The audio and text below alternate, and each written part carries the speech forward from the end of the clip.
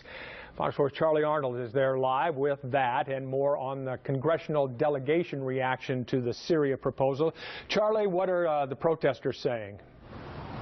Well, Phil, there's not too many of them left out here. The protest just wrapped up a few minutes ago, but they all did tell me the exact same thing, that they don't condone Syria's use of chemical weapons on its own people, but they feel that U.S. involvement in that civil war will only make things worse, and they just don't think it's necessary at this point in time.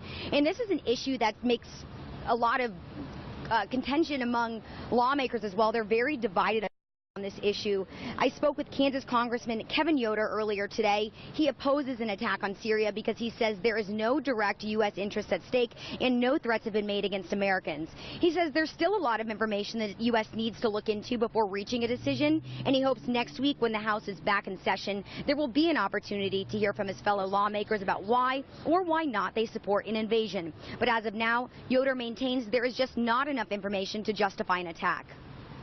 We don't know who the rebels are. We don't know what they would be like if they governed the country. We have a lot of information telling us that Al-Qaeda, terrorist groups, are supporting these rebels. And so one of the problems with getting involved in the Syrian conflict is that we may tilt the balance to a side that's not in our favor either. And it's one of the reasons that many of us think that staying out of it right now is in the best interest of the American people.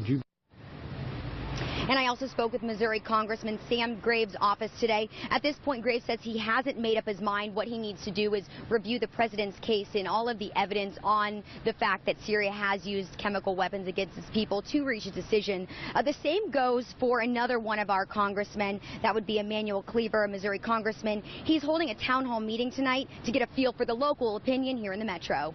Charlie Arnold, Fox 4 News, working for you live on the Plaza.